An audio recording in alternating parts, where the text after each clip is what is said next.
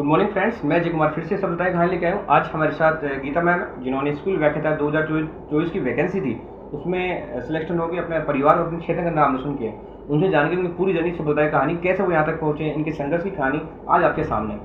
तो सबसे पहले स्वागत करते हैं अपने चैनल सबसे बड़ा मोटिवेशन में। स्वागत है आपका मैम हमारे चैनल में। Thank you. तो मैम सबसे पहले आपको तो बहुत बहुत बधाई कि आपने स्कूल व्याख्याता हिंदी से, लिटरेचर से आपने सिलेक्शन लिया है, और मैं कामना करता हूँ कि आगे भी आपका जो जीवन है बहुत अच्छा रहे। तो मैम सबसे पहले आपका जो परिचय है वो हमारे दर्शकों के ऊपर बता दीजिए। मेरा नाम गीता शर्मा है और मेरा ससुराल जो है ये आनंदपुरा मास्टर की ढाणी से बिलोंग करती हूँ मैं। और 2024 की वैकेंसी थी मेरी। 2023 जून 2025 में मेरी एग्ज़ाम लगी थी। सब्जेक्ट मेरा हिंदी साहित्य है और इसी से मैंने एग्ज़ाम फाइट किया है। तो अप्रैल में मेरा रिज़ल्ट आ गया था। स्कूल व्याख्याता पोस्ट पे मैं वर्तमान में नियुक्त हूँ। बहुत अच्छी बात है ना। जैसे इससे पहले भी जो कोई ऐसी वैकेंसी जिसमें आपका नंबर आया हो या कोई 2 गुना में आपका सिलेक्शन हुआ हो? हाँ बिल्कुल, मैंने फ़र्स्ट टाइम जो एग्ज़ाम दी थी 2017 में मेरी बीएड कंप्लीट हुई थी। उसके बाद 2018 में मैंने फ़र्स्ट टाइम जो एग्ज़ाम दी थी वो रीट की दी थी। तो उसमें मैं कुछ पॉइंटों से रह गई थी। मेरा फाइनल सिलेक्शन होते होते उसके बाद 2019 में मेरी शादी हो गई। शादी के बाद साल भर तक मैंने कोई प्रिपरेशन नहीं की। उसके बाद सेकेंड ग्रेड की मैंने तैयारी की। मैंने घर से ही तैयारी की, कोई कोचिंग वगैरह नहीं ली, ऑनलाइन माध्यम से मैंने तैयारी की। उसके बाद 2019 के बाद 2020-21 में सेकेंड ग्रेड की एग्ज़ाम थी, उसमें मेरा सिलेक्शन हो गया था। लेकिन उसमें क्या दिक्कत आई कि डॉक्यूमेंट जो वेरिफिकेशंस होते हैं ना, उसकी डेट चली गई थी और मुझे पता नहीं चला। यूँ मानो कि वो डेट चली गई। उसके बाद में फिर मुझे बाद में जब फाइनल रिज़ल्ट आया तो उसमें मुझे प्रोविज़नल के अंदर रख दिया कि आपके डॉक्यूमेंट जमा नहीं हुए। इसके बाद मेरे हस्बैंड ने बीकानेर जाके और डॉक्यूमेंट जमा कराए, लेकिन वेटिंग में रख दिया उसके अंदर। चलो ठीक है, कोई ना। उसके बाद फिर जो 2022 में जो सेकंड ग्रेड के एग्ज़ाम थे उसमें मेरा 2 गुणा में हो गया था और 1 गुणा में कुछ नंबर से मैं रह गई थी। उसके बाद मेरी हिम्मत ऐसे हो गई थी, चलो कितना टाइम हो गया स्ट्रगल करते करते, क्योंकि बच्चा भी था साथ में, गृहस्थी भी है, तो इतना मैनेज नहीं हो पा रहा था। लेकिन वो मन में ये था कि मैंने बीएड इसी सपने के साथ की थी कि मुझे टीचिंग लाइन में जाना है, क्योंकि मेरा सपना यही था कि मुझे टीचर बनना है। और किसी वैकेंसी की मैंने कभी कोई तैयारी नहीं की। जब से बीएड किया तब से मैंने टीचिंग लाइन में ही कोशिश की है और टीचिंग का ही एग्ज़ाम मैंने दिया है। इसके अलावा किसी वैकेंसी की मैंने तैयारी नहीं की। उसके बाद में फिर एक बार के लिए मुझे ऐसा लगा कि चलो कोई ना, फिर जनरल से बिलोंग करते हैं तो मैंने कहा कि शायद नहीं हो पाएगा, कट ऑफ भी काफ़ी हाई जाती है। फिर हस्बैंड ने कहा कि चलो तुम अब तक इतनी तैयारी करते हो, अभी दिक्कत ही क्या है, बच्चा छोटा है, चलो कोई ना, अब तुम्हारा सपना है तो पूरा करना चाहिए तुम्हें। जब मैं सपोर्ट कर रहा हूँ, मैं तुम्हारे पीछे खड़ा हूँ, तुम्हारा हर कदम पे तुम्हारा साथ दे रहा हूँ, तो तुम्हें तैयारी करनी है, तुम करो तैयारी। फिर मैं पीहड़ चली गई 4-5 महीने के लिए और मैंने वहीं रहकर ऑनलाइन माध्यम से मैंने तैयारी की। और एनडीसी क्लासेस बीकानेर, नरेंद्र दान चारण सर हैं, उनसे मैंने हिंदी का सब कुछ उन्हीं से पढ़ा है।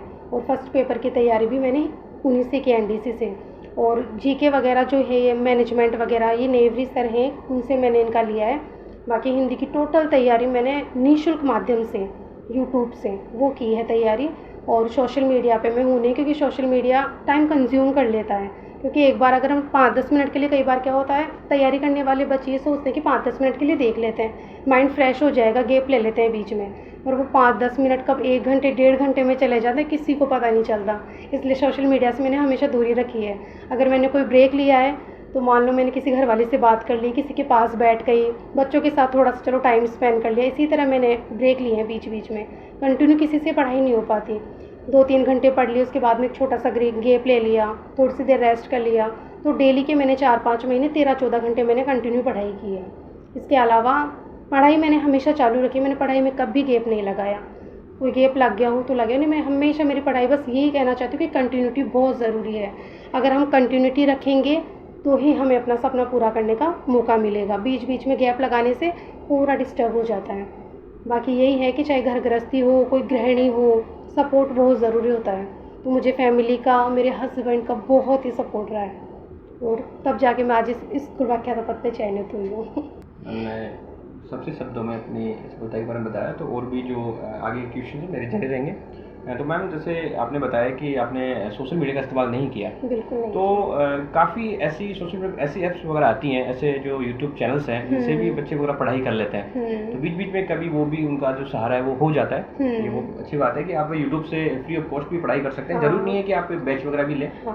टेस्ट सीरीज़ मैंने ली उनकी, टेस्ट सीरीज़ मैंने ली, खरीदी उनकी टेस्ट सीरीज़, क्योंकि मूल्यांकन करना बहुत ज़रूरी है। हम पढ़े जा रहे हैं, पढ़े जा रहे हैं, और अगर मूल्यांकन नहीं करें तो हमें पता ही नहीं कि हम किस सिचुएशन में हैं, आज हमारे कितने क्वेश्चंस करेक्ट हो रहे हैं। तो मैंने उनकी ऑनलाइन टेस्ट सीरीज़ ज़रूर खरीदी थी, उसके अलावा मैंने फ्री ऑफ कॉस्ट तैयारी की है सारी। और मैम मैंने सुना है कि जैसे सेकंड पेपर इतना इम्पोर्टेंट है, उससे ज़्यादा फर्स्ट पेपर इम्पोर्टेंट है। फर्स्ट पेपर इम्पोर्टेंट है, क्योंकि फ़र्स्ट पेपर क्वालिफाई करना आजकल बहुत, ये मानो कि बहुत बड़ी बात हो गई है।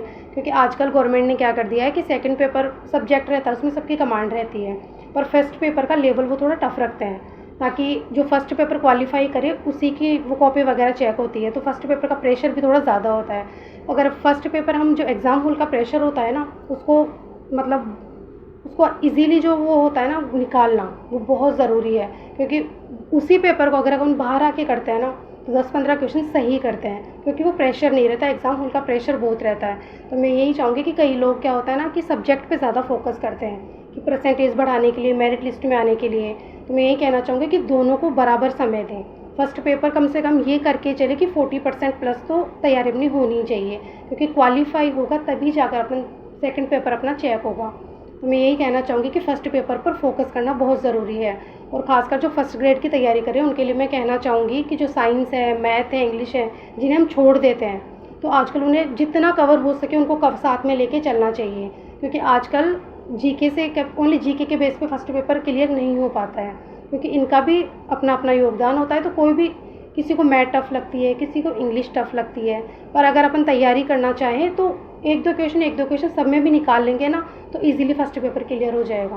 तो फर्स्ट पेपर पर फोकस करना, थोड़ा ज़्यादा फोकस देना चाहिए, क्योंकि सब्जेक्ट सबका अच्छा रहता है, उसमें कमांड सबकी रहती है। तो अगर चाहते हो कि सेकंड पेपर अपना अच्छे से चेक हो, सपना पूरा हो, तो फर्स्ट पेपर पर बिल्कुल फोकस करना चाहिए। बहुत अच्छी बात मैम ने बताया कि सेकंड पेपर तो सबका बेस्ट होता है, लेकिन जो फर्स्ट पेपर होता है उसको भी क्लियर करना ज़रूरी है, क्योंकि तभी आपका जो सेकंड पेपर है वो चेक होगा। मैम उस दिन की स्टोरी बता दीजिए जब आपको पता चला, रिजल्ट आया था उस दिन, मतलब किस माध्यम से आपको पता चला? आप कहाँ थे? मोबाइल में देखा आपने, उसमें लैपटॉप वगैरह में देखा, तो कैसे पता चला? और घर पे जो आपके आसपास है माहौल कैसा था, परिवार में फ़ोन, सबसे पहले फ़ोन किसने किया आपको? सबसे पहले मेरे हस्बैंड, मतलब रिज़ल्ट आया था मेरा 5:45 बजे के समथिंग रिज़ल्ट आया था। तो 4-5 दिन से यही चल रहा था, जैसे ग्रुप में जुड़े हुए हम, जो ग्रुप था स्कूल वाक़या था प्रोविज़नल वाला, उसमें जुड़े हुए थे हम। तो 4-5 दिन से हिंदी के रिज़ल्ट को लेके चल रहा था, क्योंकि हिंदी का जो पेपर था वो सबसे पहले लगा था और रिज़ल्ट उसका सबसे लास्ट में आया था। तो उस दिन जैसे रिज़ल्ट आने का था, तो मेरे हस्बैंड को मैंने फ़ोन करके बोल दिया था कि आज रिज़ल्ट का है तो आप थोड़ा जल्दी आ जाना। तो ये फ़िक्स 4 बजे घर आ गए थे। उसके बाद में हम दोनों बैठ के और फ़ोन से चेक करे जा रहे थे कंटिन्यू, थोड़ा गैप दे के चेक करे जा रहे थे। तो इन्होंने मुझे ये कहा कि तुम अपना रिज़ल्ट नहीं देखोगी, रिज़ल्ट मैं ही देख के बताऊँगा। मैंने कहा चलो ठीक है, आप बता देना। फिर मैंने देखा फ़ोन पे रिज़ल्ट जैसे ही आया, तो मैंने इनको कहा कि चलो आप चेक कर लो, हिंदी का रिज़ल्ट आ गया है।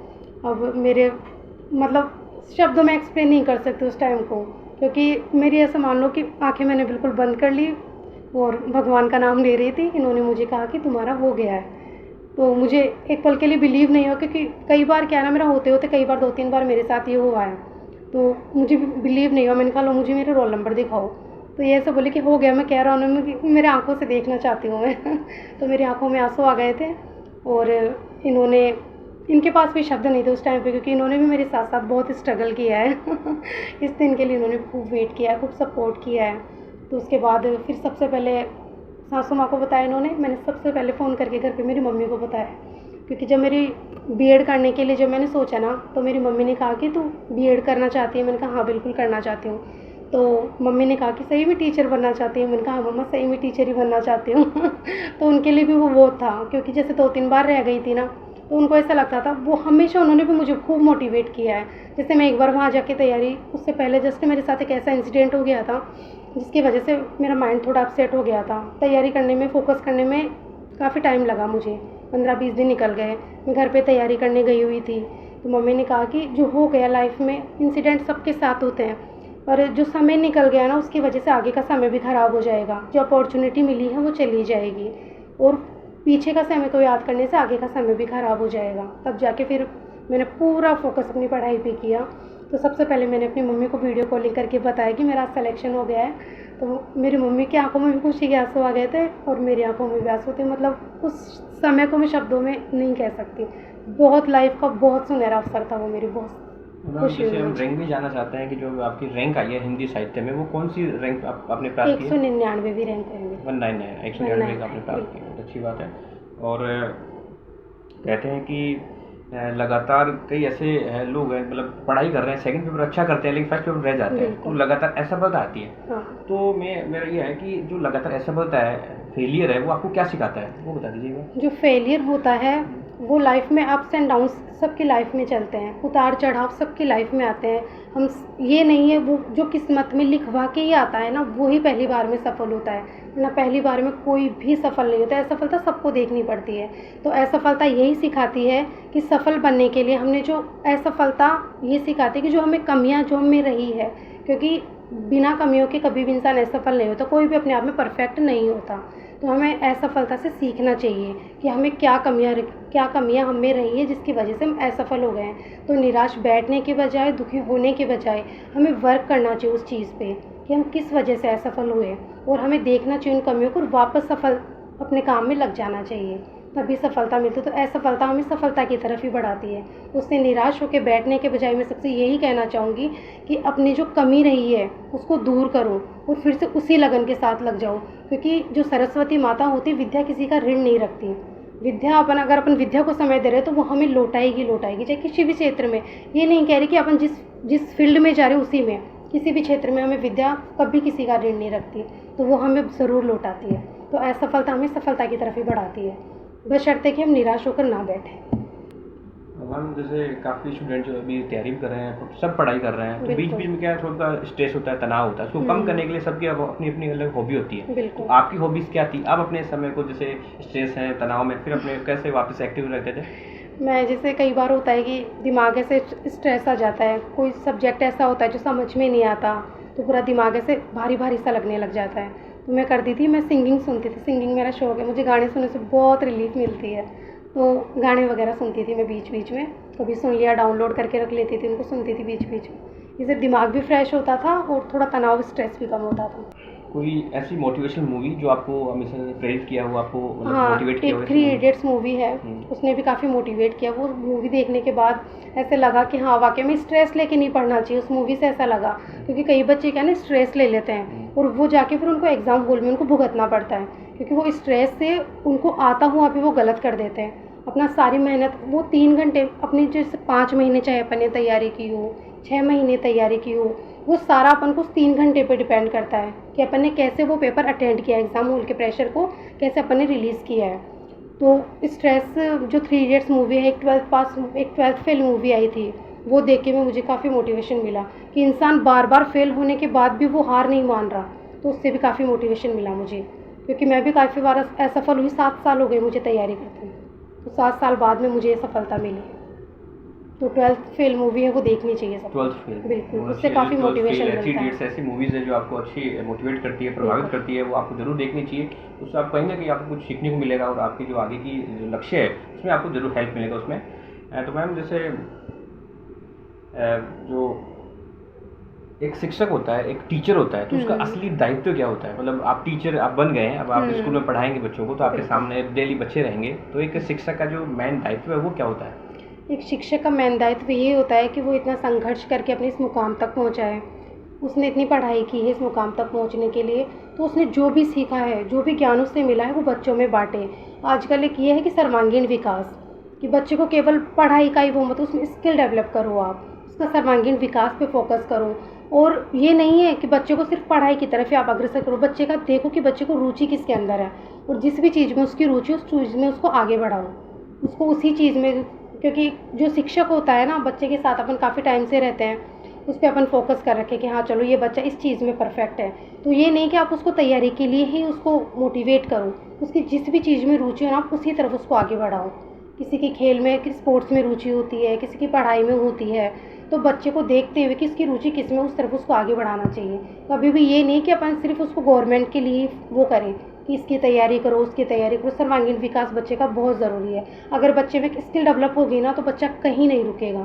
तो ये है कि मैं यही एक शिक्षक बनी हूँ मैं, तो मैं यही चाहूँगी कि जो भी मेरे स्टूडेंट रहेंगे, मैं उनको उनकी रुचि के अनुसार उस क्षेत्र में आगे बढ़ने के लिए पूरा सपोर्ट करूँ। मैम जैसे आजकल महिलाएं भी जो पुरुषों के समान कंधे से कंधा मिलाकर चल रही हैं, तो आप महिलाओं के लिए क्या कहना चाहोगे कि वो अपने थोड़ा सा घर में थोड़ा सा गृहिणी के रूप में छोड़ के थोड़ा सा अपनी जो लक्ष्य है, अपनी जो टारगेट है, जिम्मेदारी है, उसको भी समझे और आगे जैसे गवर्नमेंट जॉब्स हैं, अच्छे अच्छे पद हैं, वो भी लें। तो महिलाओं के लिए आप क्या कहना चाहोगे? मैं महिलाओं के लिए यही कहना चाहूँगी कि घर गृहस्थी जो महिला है, वो जाहिर सी बात है वो किसी भी पोस्ट पे चाहे क्यों ना पहुँच जाए, गृहस्थी उसे संभालनी है, क्योंकि घर को मैनेज करना, जॉब को मैनेज करना, दोनों उसकी जिम्मेदारी है। तो ये गृहस्थी में उलझ कर रह जाना, ये कोई समझदारी वाली बात नहीं है। कि जैसे मैं खुद का एग्जांपल देना चाहूँगी मैं, कि मैं भी गृहिणी हूँ, मैं भी बच्चा भी है, सब कुछ मैनेज करते हुए मैंने पढ़ाई की, क्योंकि वो मेरा सपना था, मुझे बनना था। तो यही कहना चाहूँगी कि गृहस्थी और मैनेज करते हुए अगर कोई सपना है, कोई कुछ करना चाहता है, तो महिला को आगे बढ़ना चाहिए। और मैं उन महिलाओं के परिवार वालों से भी निवेदन करना चाहूँगी कि अगर आपकी बहू हो चाहे बेटी हो, सपोर्ट बहुत ज़रूरी है, क्योंकि अनमेरिड होते हैं जब तक घर वालों का सपोर्ट रहता है। लेकिन ये कहा जाता है कि जो महिला होती है उसके असली जीवन की शुरुआत शादी के बाद ही होती है, उसका जो नसीब होता है उसकी शादी के बाद ही पता चलता है। तो जो भी महिला कुछ बनना चाहती है, किसी में कोई स्किल है, ये नहीं कि गवर्नमेंट जॉब की तरफ ही वो जाए, और वो समाज में किसी भी क्षेत्र में कुछ करना चाहिए तो आगे आना चाहिए। क्योंकि आप एक कदम बढ़ाओगे तो 10 कदम बढ़ाने के लिए आपका सपोर्ट सब करेंगे, लेकिन अपन एक कदम ही नहीं बढ़ा रहे तो सपोर्ट भी कौन करेगा? क्योंकि सपोर्ट भी अगला तभी करेगा जब अपन 2 कदम आगे बढ़ाएंगे, किसी को रुचि दिखेगी। तो मैं महिलाओं से यही निवेदन करना चाहती हूँ कि आज का जो टाइम है उसमें बराबर कंधा मिला के आगे बढ़ना बहुत ज़रूरी है। तो आप अपने घर से बाहर निकलो, जो भी आप में इंटरेस्ट हो, जो भी आपकी स्किल हो, उसे निखारो और समाज में अपना नाम करो। अच्छा बताया मैम ने। मैम जैसे अब आप स्कूल व्याख्याता बन चुके हैं हिंदी से, बिल्कुल। तो कहते हैं कि किसी विद्वान ने कहा कि रुकना कभी नहीं चाहिए, आगे बढ़ते रहना चाहिए। तो ऐसे अभी कौन कौन से टारगेट्स हैं या फ्यूचर ऐसे आपके प्लान है जो आप वहाँ पे पहुँचना चाहते हो, या आपका सपना कोई अभी रह गया है? सबसे पहला सपना तो शिक्षक बनने का था, जो आज कंप्लीट हो गया है। अब आगे यही है कि एक बार मतलब एजुकेशन लाइन में आगे जो है RAS का वो करना चाहूँगी मैं, कि उसके लिए ट्राई करना चाहूँगी एक बार, तो वो तैयारी करना चाहूँगी। RAS बनना चाहते हो? हाँ, और RAS भी जैसे ये कॉलेज लेक्चरर हुआ, असिस्टेंट प्रोफेसर। हाँ बिल्कुल, असिस्टेंट प्रोफेसर। तो पढ़ाई को जारी रखना चाहूँगी मैं, ये क्योंकि मेरा शौक़ भी है। ऐसे नहीं कि मैं बनना चाहूँ, नहीं बनना चाहूँ, क्योंकि जो सफलता थी वो मुझे मिल गई, जो मेरा सपना था वो पूरा हो गया। पर स्टडी मेरा शौक़ है, तो उसके तहत मैं आगे जाना चाहूँगी। अच्छी बात। मैंने बताया कि जो असिस्टेंट प्रोफेसर है, कॉलेज लेक्चरर है, और भी जो प्रशासनिक सेवाएं हैं जैसे RAS है, वहाँ तक मैं पहुँचना चाहती हूँ। अच्छी बात है कि आगे इनका जो प्रयत्न है, प्रयास है, वो जारी रहेगा। इनकी पढ़ाई कभी रुकेगी नहीं, इनको पढ़ाना बहुत अच्छा लगता है। और मैम जैसे अंत में कहना चाहूँ, काफ़ी जो युवा है काफ़ी अपना प्रोग्राम भी आज देख रहे हैं, और अब भी जैसे सेकंड ग्रेड की भी एग्ज़ाम में आने वाली है, साथ में और भी जो रीट का भी आने वाला है, फिर से सेकंड ग्रेड के नए पद आए हैं। तो उन लोगों को क्या कहना चाहोगे, कैसे वो अपनी तैयारी को जारी रखें, कैसे अपना सफलता हासिल कैसे करें वो? तो सफलता हासिल करने के लिए जो मैंने खुद अपने ऊपर अप्लाई किया है वही बताना, मैं सबसे अपना अनुभव शेयर करना चाहूँगी। मैं यही कहना चाहूँगी कि एग्ज़ाम के 15-20 दिन बच रहे हैं, तो अपन ने कितने भी 3-4 महीने, 5 महीने, जितने भी महीने या किसी ने कितने भी टाइम से जो तैयारी की है, उसको निखारने के लिए, उसको उधार देने के लिए, क्योंकि कोई भी युद्ध हो वो सिर्फ मेहनत से नहीं, रणनीति से जीता जाता है। तो मैं ये चाहूँगी कि सब अपने अपने स्ट्रेटजी जो बनाते हैं, रणनीति बनाते हैं, सबका अपना अपना वो कैपेसिटी होती है पढ़ने की जो भी है। तो मैं यही कहना चाहूँगी कि 15-20 दिन या महीना भर जो भी एग्ज़ाम का बाकी है उसमें ज़्यादा से ज़्यादा प्रैक्टिस करो। आप मॉडल पेपर सॉल्व करो, चाहे ऑनलाइन करो, प्रैक्टिस बहुत ज़रूरी है। क्योंकि जब तक अपन अपना मूल्यांकन नहीं करेंगे, अपन को पता ही नहीं चलेगा कि अपन ने कितना याद किया है। मूल्यांकन के बिना अपन ये बता ही नहीं सकते कि अपन आज किस पोजीशन में है, क्योंकि लाखों की भीड़ है, उस लाखों की भीड़ में से अपन को सिर्फ एक पद चाहिए। तो दिमाग में कभी भी ये नहीं रखना चाहिए। मैंने जो एग्ज़ाम दी उसमें 350 पोस्टें थी हिंदी की, ओनली 350, और 15 लाख फॉर्म भरे थे। और मैंने कभी दिमाग में ये नहीं किया कि इतनी भीड़ है। मैंने जब से तैयारी शुरू की तब से मैंने दिमाग में बस एक ही चीज़ रखी, मुझे एक सीट चाहिए, मुझे बस मेरा एक पद चाहिए। उसके लिए मैंने तैयारी की। तो भीड़ को ना देखें, और जो भी लास्ट टाइम जो बच रहा है 15-20 दिन, उसमें ज़्यादा से ज़्यादा प्रैक्टिस करें, क्योंकि खुद का मूल्यांकन करोगे तभी वहाँ जाके 3 घंटे जो एग्ज़ाम हॉल में अच्छा दे पाओगे।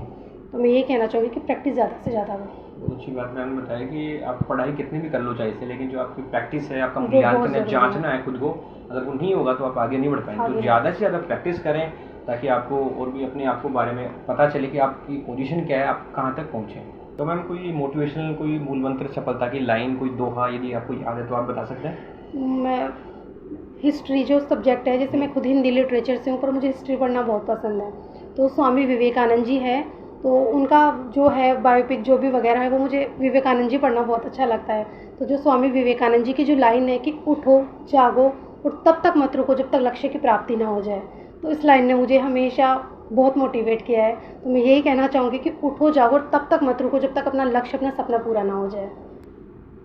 बस बात मैंने बताया कि स्वामी विवेकानंद जो है इनके एक दोहा है, उठो जागो और तब तक मत रुको जब तक आपका लक्ष्य प्राप्त न हो। और मैम आज अपने चैनल में आपने को समय दिया, मैम को बहुत बहुत बधाई। इनका जो आगे का सपना है असिस्टेंट प्रोफेसर बनने का, आरएस बनने का, वो फिर से उनका पूरा हो, ताकि फिर से हमें एक बार मौका और मिले मैम का इंटरव्यू लेने का। सबसे बड़ा मोटिवेशन की तरफ से मैम को एक छोटा सा उपहार, छोटी सी भेंट।